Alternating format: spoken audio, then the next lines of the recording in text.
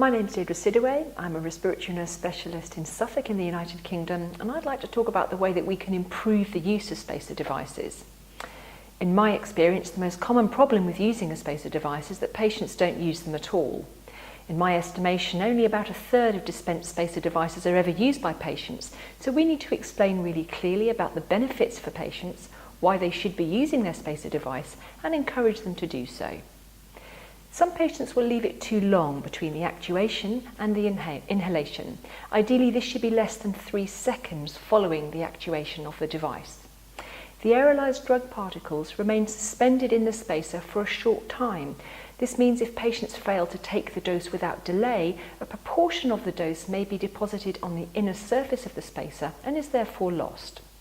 However, the anti-static spacer reduces this effect. Some patients will activate multiple doses into the spacer, so we need to remind them it just needs to be 1 puff at a time.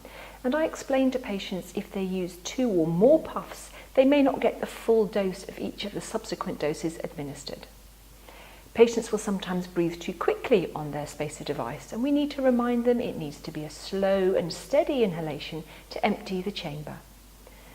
Some patients have used a metered dose inhaler which is empty, and if patients have a device which doesn't have a counter on it, I suggest to them to try and work out how often they've used it and try and think about when they need to replace that device. We know that patients' inhaler technique deteriorates over time, and some studies have shown that this can actually be as short as 2 or 3 months. So when we see patients, we need to explain to them clearly how to use their spacer, the benefits of using it, and make sure that our demonstration is really accurate.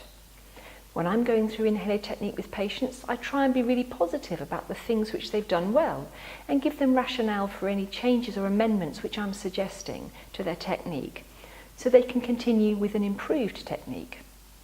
Cleaning of these devices may be difficult, and some patients will forget to wash them. I've certainly seen spacer devices which are completely coated in powder, so none of the medication is reaching the patient's lungs. The anti-static device, however, reduces the need for this, although washing once a month is still important and will help to reduce infection. In terms of cleaning, some patients will wash and leave the device to air dry, or they may wash it and then towel dry it, and we need to remind them that towel drying of spacer devices will increase the static, and it is not the case with this space chamber which is anti-static.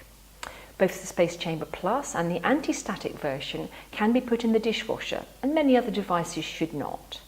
Washing is really important to reduce infection. Cohen et al. Found that if devices have not been washed, patients may become reinfected. Many spacers require priming before use, but the anti-static Space Chamber Plus does not. And all spacers should be replaced after 1 year. Thank you for watching.